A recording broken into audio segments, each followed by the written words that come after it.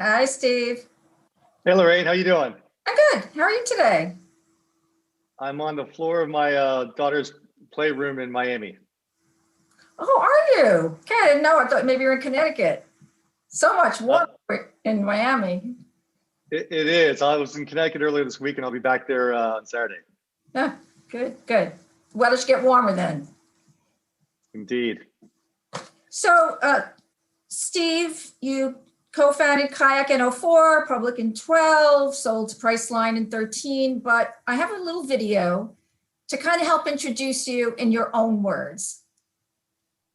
I sent Hipmunk an email and I said, "Can you show me the best Delta flight between Atlanta and Chicago?" Oh, I that's haven't funny. heard back yet. See, I did a search on Kayak yesterday, and it couldn't show me the best Airbnb in Miami Beach. Try Airbnb. Yeah. That's good. I was just waiting for that one. I think the real geniuses aren't actually at this conference. They're in China, honestly. I will say one thing about Google that we've relied on, and I think will continue to be true, which is they're slow, which is good. Because by the time they catch up with what Kayak's doing today, we'll hopefully be much further down the road. We might like to buy someone else. So you're shopping. We're always shopping. We're always shopping. You know, when Priceline bought us, they were trading at $6.36 a share, and I didn't sell us a share, and that has been a pretty good return on investment. So I think that's probably the best business decision I've ever made. Because I've exercised bad judgment a lot of times on social media in the past. So now it's primarily LinkedIn for me. You know, I really enjoy what I'm doing at Kayak. I am probably too old to start something new, but in reality, we got so much unfinished business at Kayak that why would I want to leave and do something else?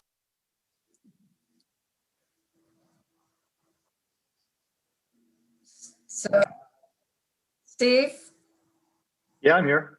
question to you is, do you stand by everything you said or anything you want to take back? Look, I like making opinions vocal, and I do that with the data that I have at the time. And I stand by all of those comments based on what I understood to be true at the time. And it's fun to make those comments too, by the way. Oh, absolutely. Over the years, I've always enjoyed them. You've always made us laugh. You're going to make us. But I got to tell you, it's a lot more fun to do this in front of a live audience than on a screen like this, but we'll make it work. I know. I feel like we need a laugh track. So I want to ask you your opinion on the travel industry response, because we've had a lot of discussions. We had a think tank a few days ago, and the one thing that everyone is saying is that the travel industry just hasn't really had a coordinated response. There's one thing that the government hasn't, but that the travel industry hasn't, and it needs to pull together. But is it just too fragmented to do that? Number one. And number two, if it does, like, who should do it? Like, who would be responsible for that?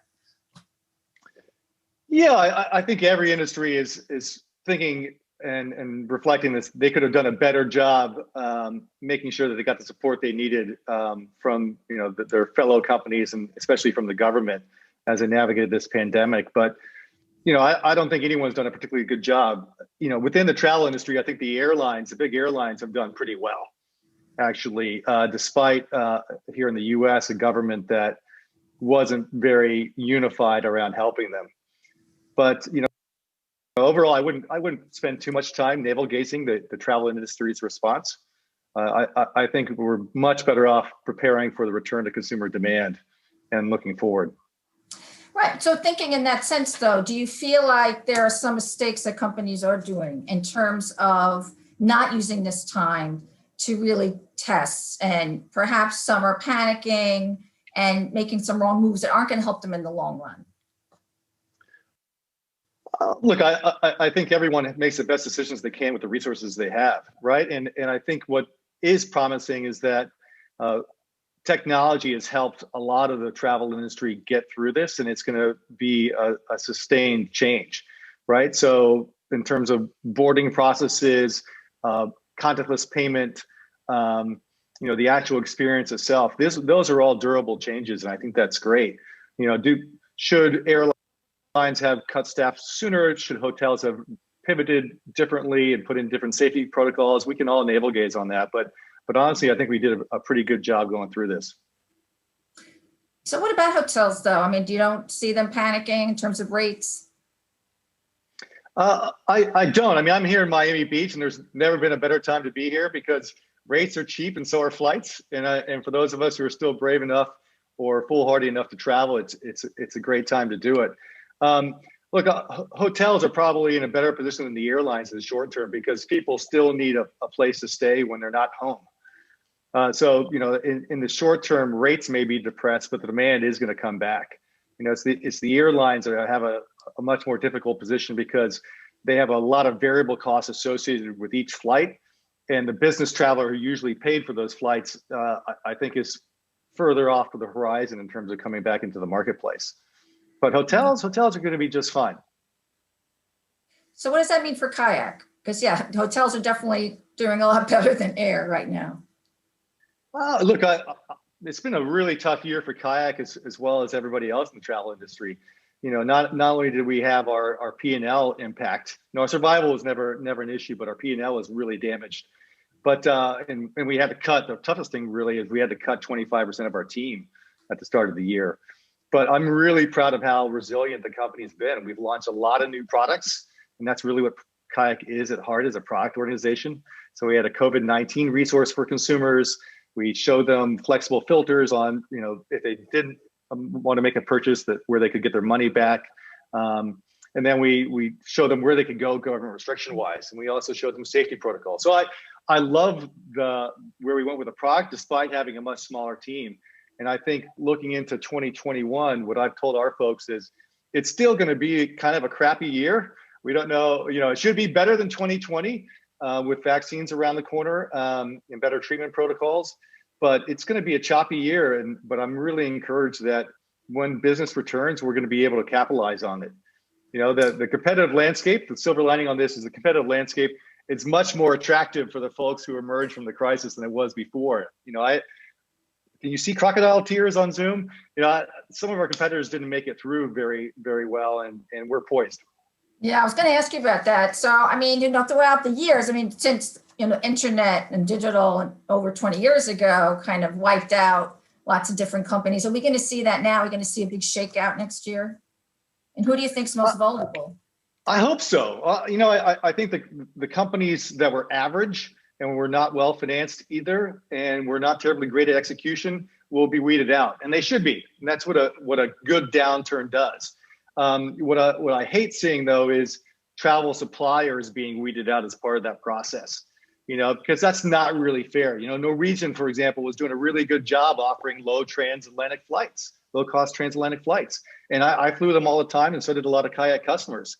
They're in bankruptcy. Hopefully they can find their way out of that over the next 100 days. But that's the kind of stuff that I hate seeing.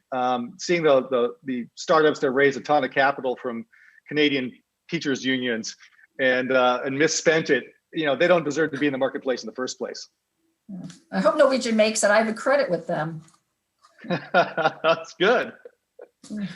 So, yeah, okay. So you're saying a lot of startups that may not make it, but are there some existing type of businesses out there, not suppliers, other intermediaries you think are vulnerable? Yeah, Oyo Hotels, I think last year you had them on as billionaire baby. I think they're in a really tough spot, and I'm not unique in saying that.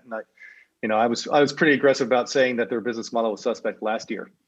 I don't know if we're going to talk about Airbnb, but they just published their S1 filing to go public, and that's a great business in terms of growth rate. It's well managed as well, and yet they still lost 7% of their revenue last year in terms of profit margin, which is much better than what Oyo is doing.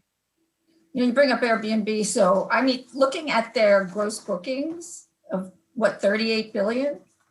And booking is about maybe around 100 billion. So they're almost like 40% of the size of booking. It's unbelievable.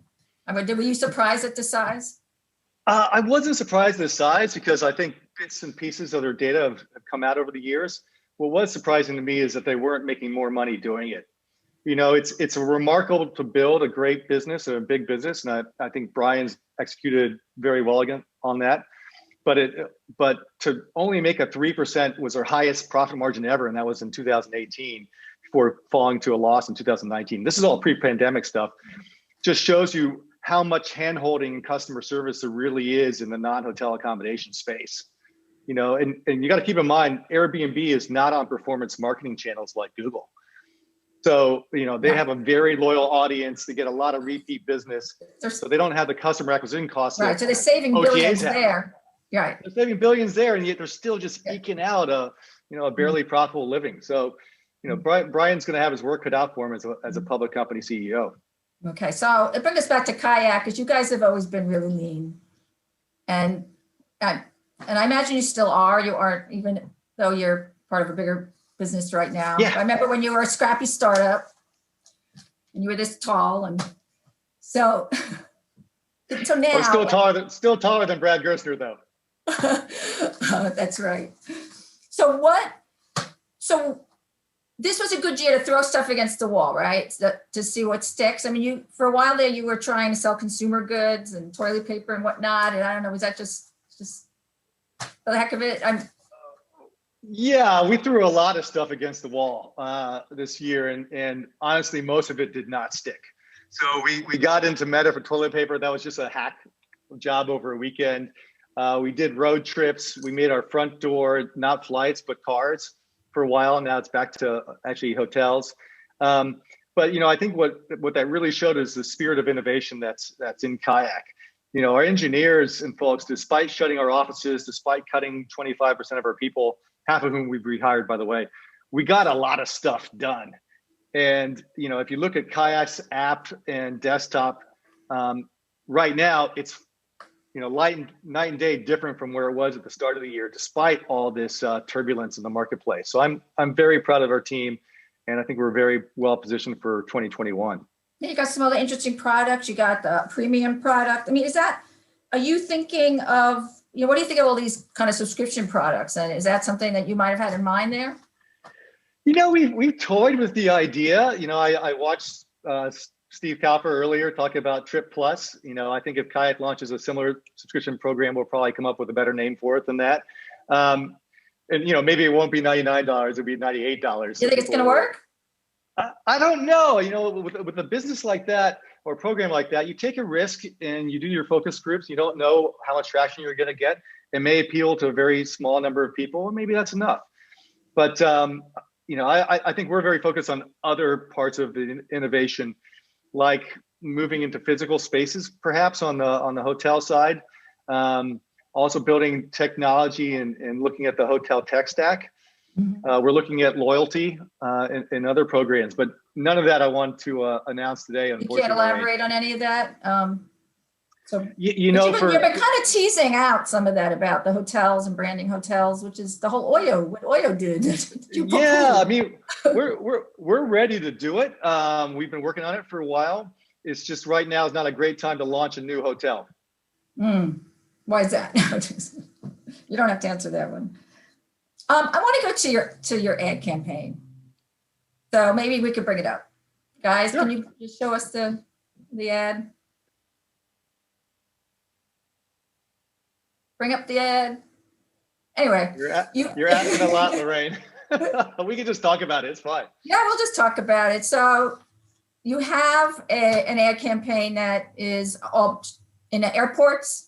And it's kind of provocative, it's kind of fun, right? Some sexual innuendo. And first of all, was that your idea? I'd love to know. And it was not my idea. I've got 5 daughters, so clearly I don't practice safe sex.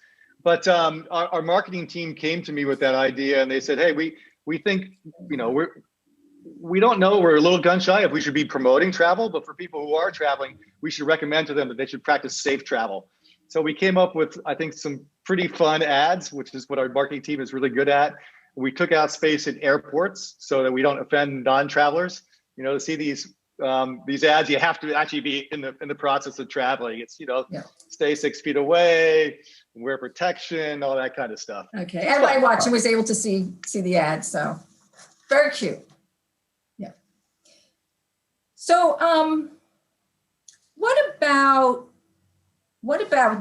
some of the things you're doing in business travel? Because gosh, talk about an industry that's almost in a standstill, and then that's now so much more focused on duty of care than ever.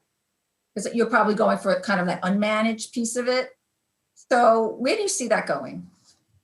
I think the unmanaged piece of it, we got lucky. It's probably the part that's going to come back the soonest, because consumers will come back, and then small business owners, the big corporates, are probably going to be somewhat delayed coming back into the marketplace, and they're hard to sell and hard to service anyway, which is why we avoided them in the first place. I feel a little bit bad for our corporate travel team, which is a very talented team. We've built a great product. And just as we were going through the coming out of beta launch, this whole COVID thing happened. The good news, though, is companies that were only focused on corporate travel, who are startups, are in a really tough position right now, because they don't have a big consumer business to fall back on, and we do. So, I think you will see some bad outcomes for some of those companies, and you might also see some interesting partnerships going forward too. So is that something that you plan to continue to invest in for next year? We're investing on a couple of different fronts. Kayak for Business is one of those fronts. It's not the same level of investment that we originally hoped for, just because the core franchise is under so much pressure. But yeah, we're continuing to develop the product. We're continuing to have the team work on it. And I don't have a time here. So I don't know how much time we have left, so I'm just going to keep going. But before we get into our lightning round, 1 minute. Okay, so we're going to go right into our lightning round. Okay, you ready? Yeah, giddy up. Virtual tours. Overrated. Masks. Required. Connected trip. Delayed. Flights to nowhere. A waste of time. Unprecedented. Overused. Cruise. Dead in the water. Watch it, you're in Miami. Airbnb. Fortunate. Virtual events. Glitchy. And I set us up for that one. Fake news. Hopefully over. The holidays 2020. Enjoy them. I will. I hope you do. Thank you so much, Steve. As always, Steve Hafner. Thank you. Thanks, Lorraine. Take care. You too.